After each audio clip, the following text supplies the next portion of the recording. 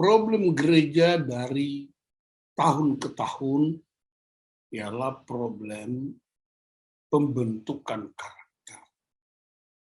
Sebenarnya apa saja visi Kristus? Dalam Matius 28 ayat 19 sampai 20, itu semua orang Kristen sudah hafal ayat ini. Mari kita lihat apa yang terkandung di dalamnya. Nilai macam apakah? Saya ingin bacakan ayatnya. Karena itu pergilah jadikanlah semua bangsa muridku. Perhatikan setiap kata yang diberi warna. Dan baptislah mereka dalam nama Bapa dan Anak dan Roh Kudus. Dan ajarlah mereka melakukan segala sesuatu yang telah kuperintahkan kepadamu. Dan ketahuilah aku menyertai kamu senantiasa sampai kepada akhir zaman. Apa artinya visi Kristus? Matius 28 ini, atau apa komitmen gereja terhadap amanat agung ini? Yang pertama, gereja mesti mengarahkan visinya kembali kepada firman Allah. Bukan apa kata dunia, bukan apa kata kita. Visi yang diarahkan kepada amanat agung justru mengandung kelengkapan misi gereja yang paling mendasar. Jadi di dalam amanat agung itu ada sejumlah kelengkapan misi gereja. Yang pertama dia bilang, pergilah. Saya pernah melayani di India, dan kami mendapat pelajaran dari Papa Rohani saya, Victor John, yang dalam waktu kurang dari 15-20 tahun, mereka bisa membaptis hampir 50 juta orang Kristen baru di India Selatan. Dan sekarang mereka hampir semua jemaatnya, memang ada yang kena COVID, ada yang meninggal, tapi semakin banyak orang percaya kepada Kristus. Mereka sekarang terlibat membantu pemerintah untuk menolong begitu banyak orang yang terpuruk karena COVID ini. Dia bilang begini, pergilah itu tidak harus pergi ke sebuah bangsa. Tidak harus pergi kepada sebuah negara atau sebuah kota. Dan mari kita perhatikan kata pergilah. Dalam Yohanes 17 ayat 18, Yesus berkata, sama seperti yang kau telah mengutus aku ke dalam dunia, demikian pula aku telah mengutus mereka ke dalam dunia. Perhatikan kata kuncinya sama seperti. Bapa mengutus Yesus, demikian Yesus mengutus murid-murid ke dalam dunia. Jadi sama seperti itu apa? Visinya sama, misinya sama, otoritas ilahinya sama, roh yang sama. Tidak ada yang direduksi di situ. Karena itu dia berkata sama seperti, itu doa kepada Bapaknya. Maka kualitas pengutusannya sama. Memang kapasitas setiap orang berbeda, tetapi diperlengkapi. Dan Yesus memperlengkapi mereka 3,5 tahun. Itu juga yang ditiru oleh Rasul Paulus. Di Efesus dia mempersiapkan 12 murid. Efesus pasal 7, Kisah Rasul pasal 17. Jadi Yesus 12, Paulus juga layani 12 di Efesus.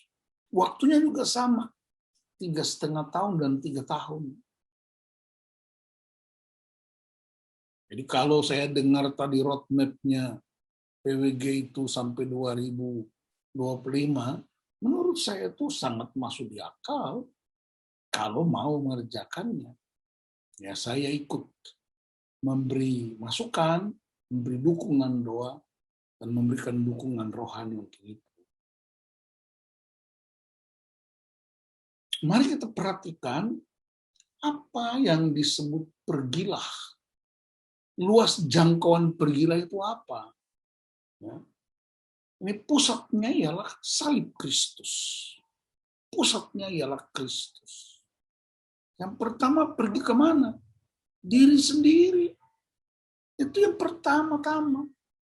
Perubahannya harus dimulai dari diri sendiri. Yang kedua, pergi kemana?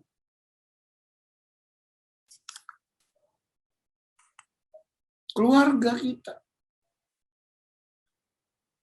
Yang ketiga,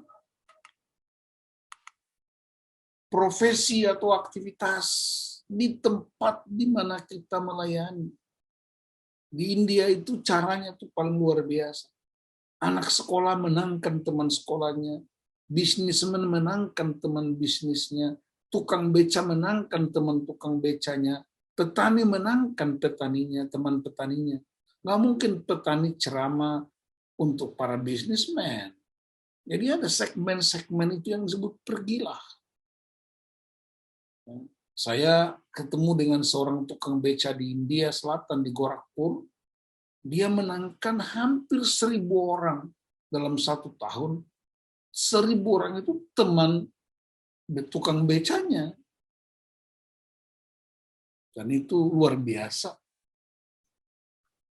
Jadi kita juga jangan terlalu ideal bahwa saya harus menangkan bisnismen.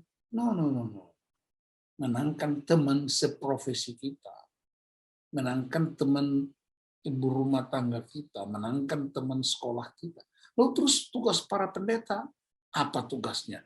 Itulah artinya dia kuliah, dia sekolah, dia dibiayai untuk memperlengkapi warga gereja.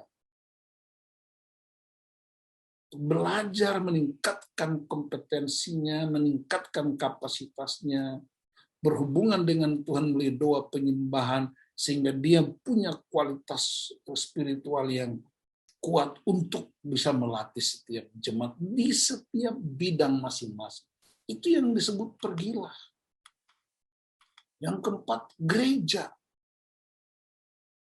Pemulihan. Yang kelima, masyarakat lokal di mana kita hidup dan berkuasa di sini. Yang keenam, masyarakat nasional. Yang ketujuh, masyarakat global. Yang kedelapan, para pembenci Kristus. Inilah luas jangkauan panggilan dan penugasan kita. Nah, how to manage ini? Bagaimana caranya kita memanage ini? Dan kita bisa masing-masing bikin evaluasi. Sudah sampai di nomor berapa kita ini pribadi? Sudah menjadi orang Kristen berpuluh-puluh tahun, udah berapa? Sudah sampai di poin keberapa?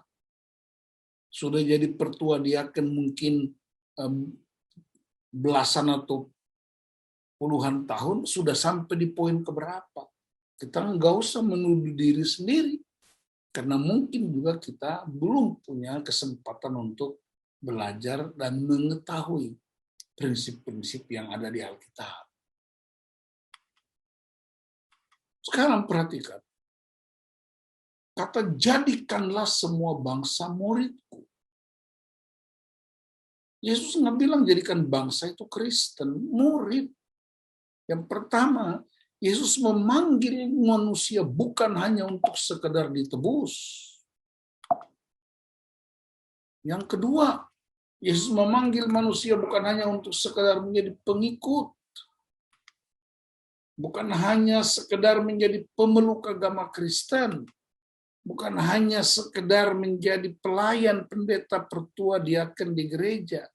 Tetapi Yesus memanggil manusia untuk menjadi muridnya. Ini yang kita abaikan.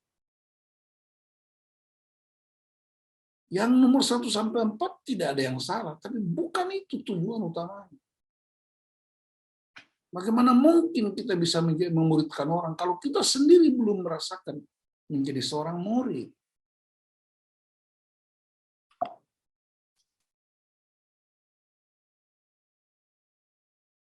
Pertanyaannya, apa itu murid?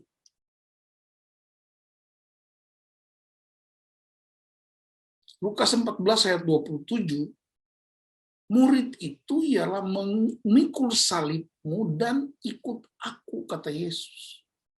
Bukan pikul salib Yesus, pikul salib kita.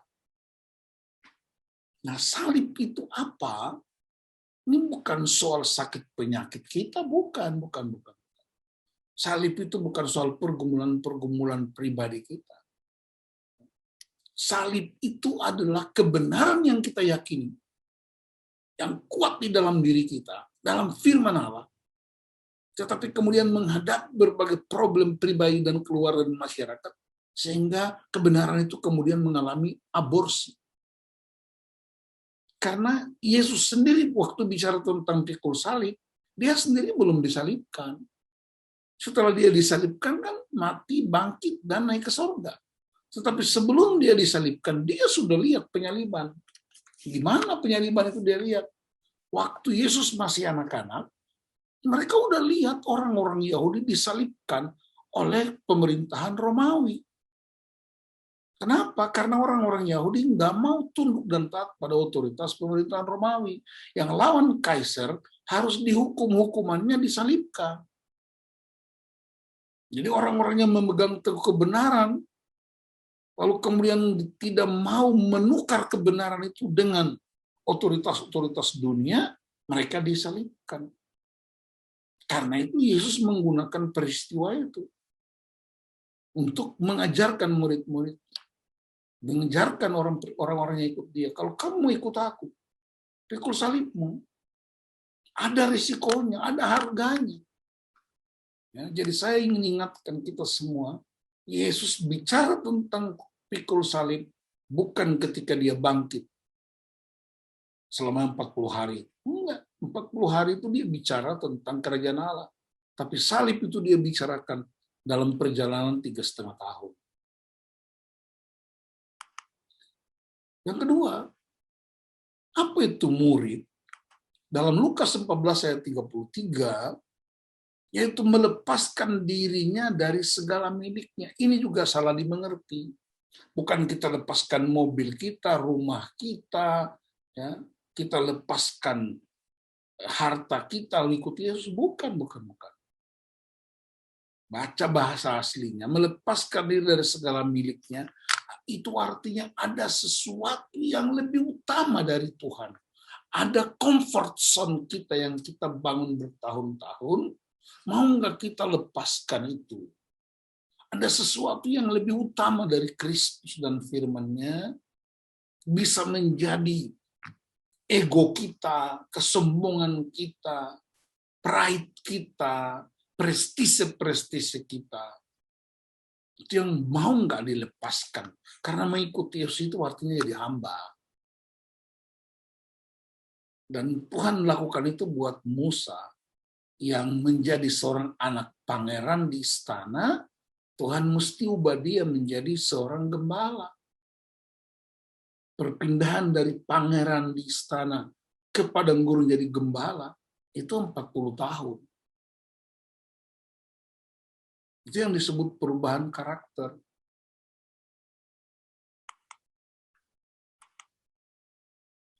Apa itu murid Yesus? Yohanes 8 ayat 31-32, tetap dalam firman-Ku. Jadi tetap dalam firman. Tetap itu konsistensi. Tetap itu keyakinan yang kokoh. Dia nggak mencela-mencela. Yang berikutnya, murid itu harus saling mengasihi. Yohanes 13 ayat 34-35. Dan saya masih ingat kita pernah bahas kasih lebih besar.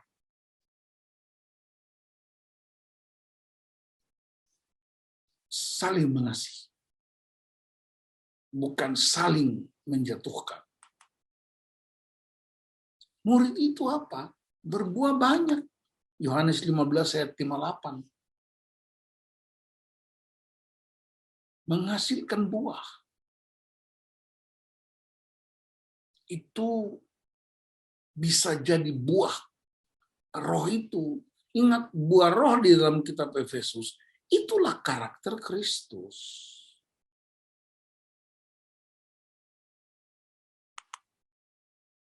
Jadi, murid Yesus adalah setiap orang yang percaya kepada Yesus dan telah menerima keselamatan dalam Yesus, dan mau terus belajar pada pribadi Yesus dan semua firman yang dikatakannya, dan menjadi pelaku firman agar menjadi serupa dengan Kristus. Serupa dengan Kristus bukan slogan, bukan power statement, tapi serupa dengan Kristus itu adalah proses hidup di dalam Kristus, belajar dari Kristus, mempraktekkan firman-Nya, lalu kemudian kita akan menjadi serupa dengan Dia.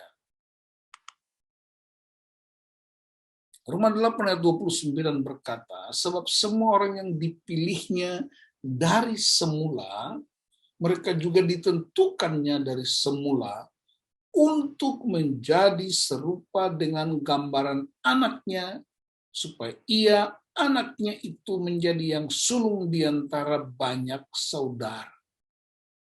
Jadi ayat-ayat tentang keserupaan itu jelas. Bukan sekedar sebuah statement hamba Tuhan. Ini ayat firman Tuhan. Keserupaan dengan Kristus. Kamu menyebut aku guru dan Tuhan. Dan katamu itu tepat. Sebab memang akulah guru dan Tuhan. Jadi jikalau aku membasuh kakimu, aku yang adalah Tuhan dan gurumu, maka kamu pun wajib saling membasuh kakimu. Saling membasuh kaki ini bicara tentang kerendahan hati.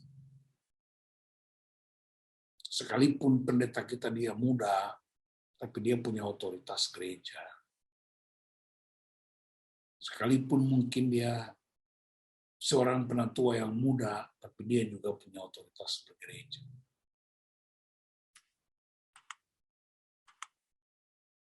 Seorang hamba Tuhan namanya Bill Hull dalam bukunya Choose the Life. Buku itu sedang dijual juga di toko buku Kristen. Kalau boleh beli itu bagus. Saya ikut seminarnya di beberapa tempat. Dia pernah ke Jakarta 2 kali. Dia bilang begini, keserupaan dengan Kristus itu apa? Mengalami transformasi karakter, hidup seperti Yesus hidup.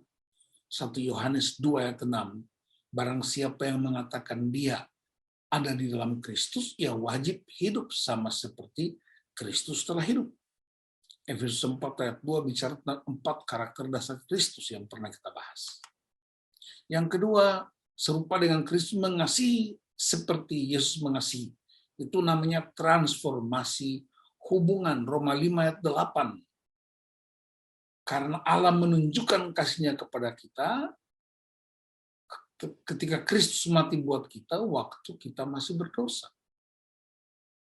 Dia bukan mati buat kita waktu udah sempurna, justru masih berdosa. Dia mati buat kita. Sehingga kita tidak punya alasan mengasihi orang karena tunggu orang sempurna. Justru tidak ada. Yang ketiga, percaya apa yang Yesus percayai. Transformasi pikiran. Di situ bicara tentang dia lihat apa yang dikerjakan Bapaknya. Itu juga yang dia kerjakan. Melayani seperti Yesus melayani. Transformasi kuasa pelayanan. Lukas 4 ayat 18-19 tentang 5 pelayanan Yesus di bumi. Yang sering saya gunakan akronim bebas. Berita Injil, emosi yang sehat, bebas dari tindakan problem emosi, anugerah keselamatan, dan sehat jasmani. Itu pelatihan khusus untuk misi pekabaran Injil, misi pemulihan gereja. Dan yang kelima, memimpin seperti Yesus memimpin. Transformasi kuasa pengaruh. Yesus memberi kuasa kepada murid-murid untuk berkeliling dari desa ke desa untuk memberitakan Injil dan mengalahkan semua kuasa kegelapan. Ya. Dari 5 item ini masing-masing punya pelajaran. Jadi pemuritan itu tidak yang kita bayangkan dulu ikut penggejapen terus jadi, nggak ada. Butuh proses pelatihan, wawasan kita harus diisi dengan firman, paradigma kita harus berubah, shift paradigm itu. Anggur baru harus ditaruh di kirbat yang baru. Anggur baru jangan ditaruh di kirbat lama. Nanti anggur baru itu membocorkan itu kirbat dan dua-duanya habis. Mengikuti Yesus dan belajar dari Yesus itu yang disebut pemuritan. Dan Dietrich Bonhoeffer menyebutnya sebagai satu-satunya sarana kasih karunia untuk menjadi serupa dengan Kristus. Ini sudah saya terangkan minggu lalu bicara tentang finishing well. Ya. Bahasa Yunaninya matetes, ikut dan belajar dari guru. Makanya rabi-rabi itu punya murid-murid. Yesus ketika bilang sama murid-muridnya, Matius 11 ayat 29 sampai 30, pikulah kuk yang kupasang dan belajar daripadaku, sebab aku lemah lembut dan rendah hati. Sebab kuk yang kupasang itu enak dan bebanku pun ringan. Itu ayat Yesus pakai karena melihat orang Israel punya kebiasaan mengikat 2 ekor sapi untuk membajak sawah.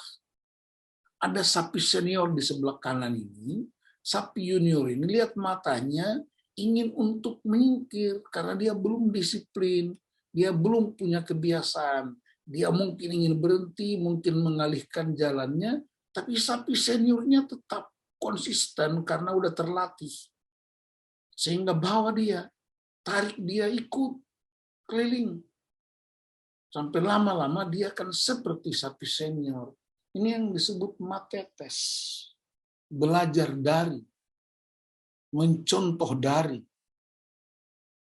Jadi pemuritan itu ada mentornya. Bukan menjadi murid kita, dilatih untuk menjadi murid Kristus. Barnabas memuridkan Paulus, bukan? Paulus memuridkan 12 orang di Efesus, dia memuridkan Timotius, Filemon, dan seterusnya.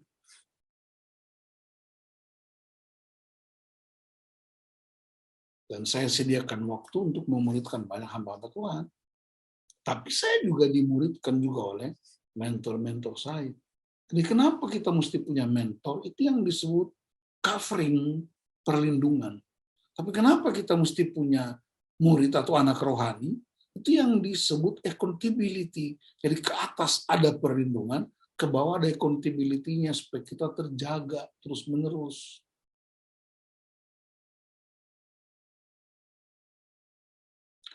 Seorang hamba Tuhan, memang dia orang awam, tetapi dia hidup di zaman Nazi Jerman. Ya, dia pernah lari ke Amerika karena begitu jahatnya Nazi Jerman, tapi kemudian dia memutuskan balik ke Jerman karena dia berkata di luar Jerman tidak mungkin kita bisa melakukan apa-apa, harus pergi dan melakukan perubahan. Lalu kemudian dia ditangkap masuk penjara, sebelum dia digantung oleh Nazi Jerman, dia menulis Christianity without discipleship is always Christianity without Christ. Artinya apa? Kekristenan tanpa pemuritan sama dengan kekristenan tanpa Kristus. Gereja tanpa pemuritan sama dengan gereja tanpa Kristus. Kenapa? Sebab gaya hidup Kristus ialah gaya hidup pemuritan. Gaya hidup rasul-rasul pemuritan. Jadi tidak sekedar ibadah, liturgis, khotbah, ceramah, tapi pemuritan. Jadi kita mesti berani mengambil keputusan untuk shift paradigm. Karena itu hakikat Kristus. Nggak ada yang terlambat. Dan kami praktikkan itu luar biasa walaupun belum sempurna. Sekarang sedang dikerjakan terus-menerus, apalagi dalam musim pandemi semacam begini. Malah biayanya lebih murah karena hanya melalui Zoom. Tapi orang tetap tilawat Tuhan. Kalau sebelum pandemi saya berkeliling ke berbagai kota, desa, sampai bangsa, biayanya sangat mahal. Sekarang hanya dengan Rp5.000 buka Zoom, prinsip-prinsip ini udah bisa disampaikan. Dan dia sendiri berkata, berbahagialah orang yang memahami bahwa pemuritan adalah hidup yang memancar dari kasih karunia. Dan bahwa kasih karunia artinya pemuritan. Jadi apakah pemuritan itu? Rasul Paulus tulis kepada Timotius. Seperti yang saya sampaikan dalam materi finishing line. Prajurit yang berjuang menderita. Olahragawan yang bertanding menurut peraturan. Petani yang bekerja keras. Jadi pemuritan adalah discipleship. Disciple yang melahirkan kata disiplin. Apa sasaran pemuritan? Dalam khotbah Yesus di bukit, Bapak Ibu mungkin masih ingat yang konsultasi, saya tugaskan untuk baca Matius 5-7 terus menerus sebagai sebuah rema dan kalau perlu sudah menjadi hafalan kita. Karena itu kalau mau ketemu karakter Kristus, baca Matius 5-7 setiap hari selain membaca bagian-bagian lain. Karena itulah Kristus. Sasaran pemuritan ialah mengalami perubahan hati sampai sempurna menjadi serupa dengan hati Kristus. Matius 5 ayat 48, hendaklah kamu sempurna seperti Bapamu yang di surga sempurna. Kata sempurna itu karakternya, bukan pribadinya. Hati Bapa itu.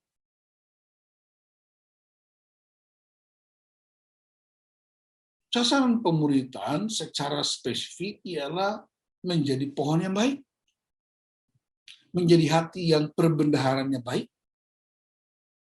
cawan yang bersih, tidak hanya di bagian luarnya, tapi juga dalamnya.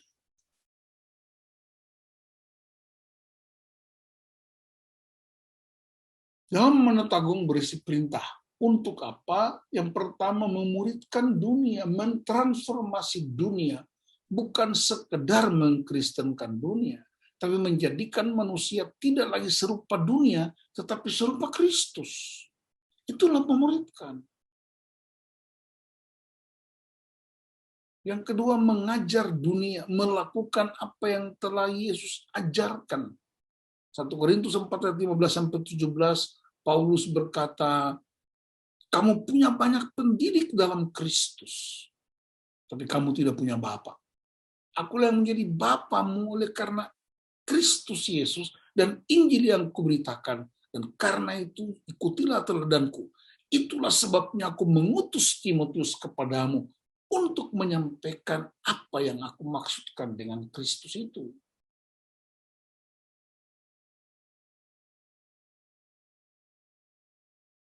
Yang ketiga, baptis dunia. Yang keempat, pemuritan menjadi akuntabilitas bagi misi penginjilan.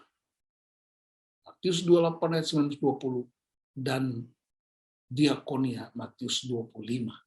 Matius 25 itu bicara tentang 6 pintu gerbang berjumpa dengan Kristus.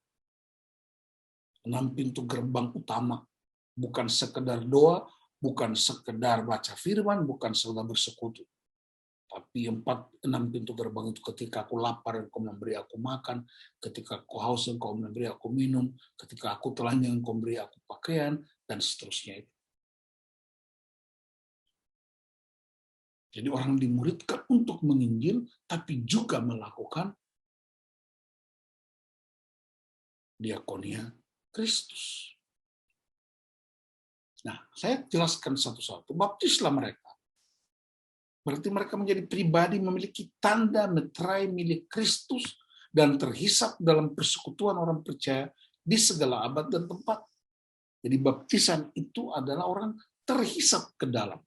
Baptisan sebenarnya adalah tindak lanjut dari janji Allah kepada Abraham, yaitu janji sunat. Sunat di Perjanjian Lama, itu kemudian dalam Perjanjian Baru menggunakan istilah baptisan itu. Dihisapkan ke dalam. Yang kedua, baptis supaya didiami dan dipimpin oleh Roh Kudus yang memberi otoritas dan kuasa. Dan yang ketiga, ini istilah saya, stop dating the church. Jangan kencan dengan gereja. Enak-enaknya aja. Menikmati kenyamanan-kenyamanan.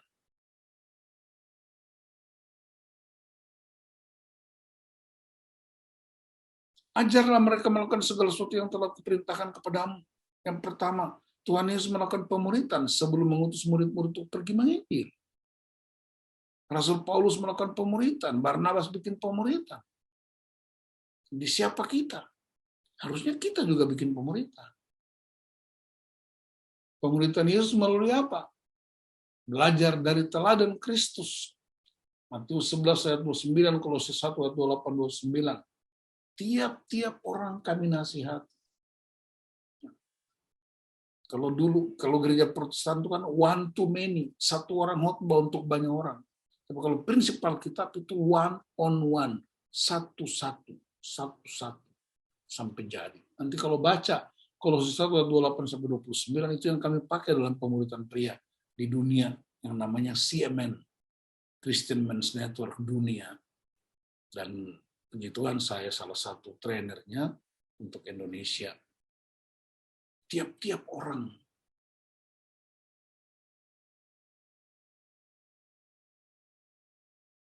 Para murid belajar dari pengajaran Kristus. Pengajaran Kristus yang utama apa? Kerajaan Allah.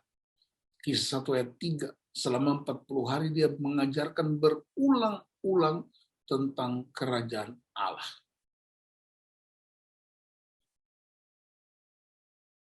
Jadi pesan inti Amanat Agung ialah refleksi atau representasi menjadi duta ilahi.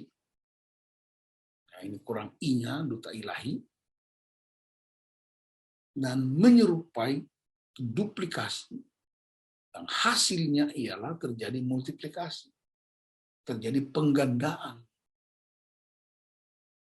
Prinsip yang digunakan ini. Pemuritan untuk misi. Build to send, membangun untuk mengutus, dan mengutus untuk membangun. Dan inilah pola yang dikerjakan. Dimuridkan dulu, baru misi, dimuridkan lagi, terus berputar sampai Yesus datang. Karena itulah yang Yesus ucapkan dalam amanat sebelum dia naik ke surga. Ini polanya. Dan ini fokusnya di sini dulu. Kita harus sediakan waktu, tenaga, biaya untuk ini. Dan banyak potensi yang bisa kita latih.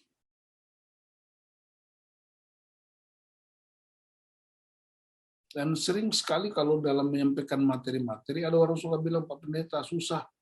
Orang lain bisa bikin, kok kenapa kita bilang susah? Buktinya orang lain bikin, gereja-gereja bikin, bukan susah, kita tidak mau. Dan ketahuilah, aku menyertai kamu senantiasa sampai kepada akhir zaman. Artinya, kita tidak sendirian dalam mengerjakan misi. Yang kedua, kita adalah kawan sekerja Allah dalam mengerjakan misi tersebut. Dan yang ketiga, akhir zaman berarti bahwa misi tersebut selalu relevan dan up to date serta tidak ketinggalan zaman. Dalam presentasi singkat ini, menolong kita, Bapak Ibu, untuk merenungkan kembali apa yang Tuhan maksudkan dengan gereja.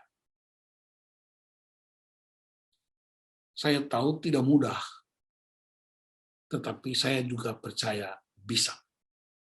Kenapa? Karena ini bukan pekerjaan kita, ini pekerjaan Tuhan.